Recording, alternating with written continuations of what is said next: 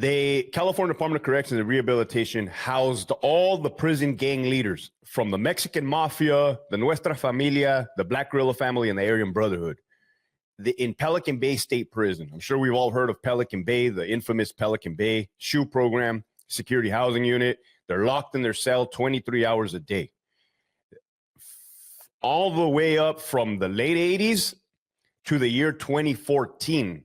So 30 years, approximately 30 years, these men were in isolation in a box. They went on a hunger strike in the year 2012 to fight that, to show the public, hey, man, we're being mistreated. Our rights are being violated. We need to be let out of here. This is inhumane. Well, eventually, CDCR, they got sued, right? They got sued, litigation.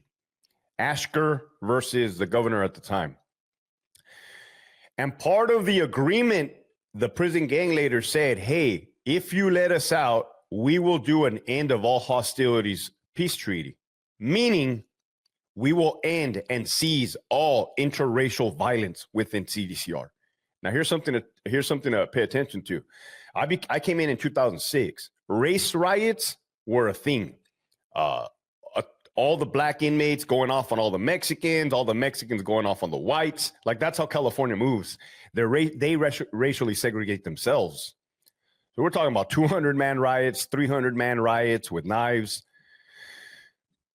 So to reiterate what the prison gang leaders agreed to as a condition of being released, finally being released from the SHU, they agreed that they were going to stop and seize all interracial violence.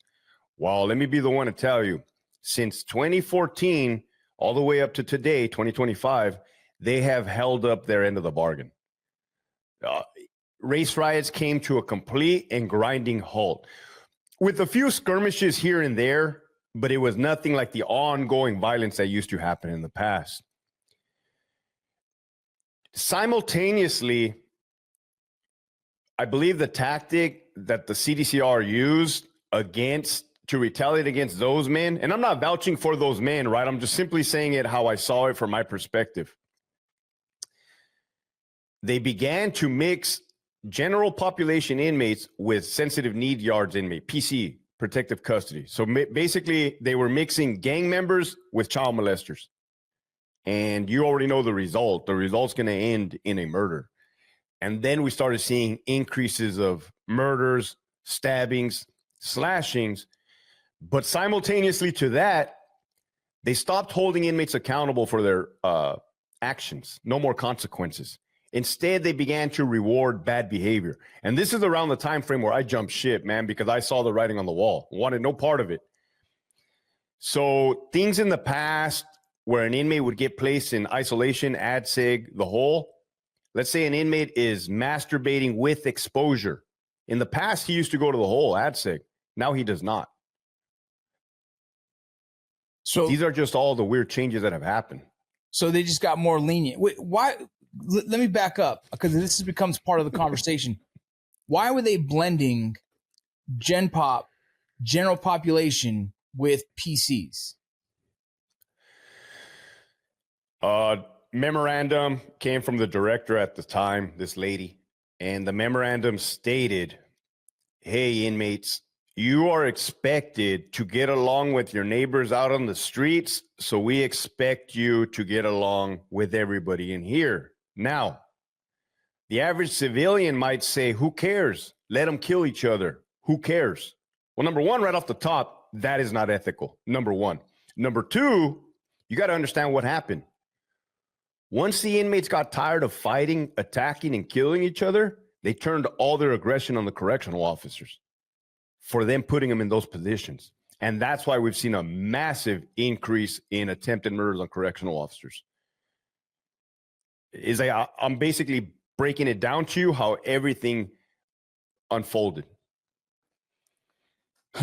And do you think the government reforms, whether intentionally or not, has made it easier for the organized gangs and cartels to run the operations in the prison? Like, were these choices made it easier for the, I don't know how you define them, gangs or cartels or whatever's going on, but did those changes make it easier for them to control it? So to answer your question, did the current changes in CDCR enable criminal organizations to operate better? Yeah. Through means of cell phones, drone drops, where they now fly drones over the prison and drop contraband, drugs, cell phones. Now, the feds, the federal government and federal law enforcement, they do a real good job of collecting evidence and charging these individuals through RICO acts, the racketeering in commission of an organized group or something. But definitely, they have enabled criminals to do their thing, man. They gave them the rope so they can hang themselves. Who runs the prisons? To be honest with you, the governor runs the prison, because the governor right now, current time, whatever he wants is going to happen. If Governor Newsom says, hey, I want a pony in the middle of this yard right now, you're going to have a bunch of idiots trying to find all the most ponies in the world and bringing it to that yard, which ponies are not abnormal in a prison, man. They have circuses for the inmates. They just had a banda with a female Latina singer, mariachi for the inmates. I'm for rehabilitation, right? But this is absurd, man. They had a dunking booth. You know those dunking booth where you sit in a chair and you're over a thing of water and somebody throws a ball and it hits a target and you drop? You literally had an associate warden sitting in that dunking booth and inmates throwing the ball at the target. Yeah, that's a little crazy. Picture of it. I think I saw that. I think I saw that on your social media. You posted that, correct? Yeah, dude. Oh man.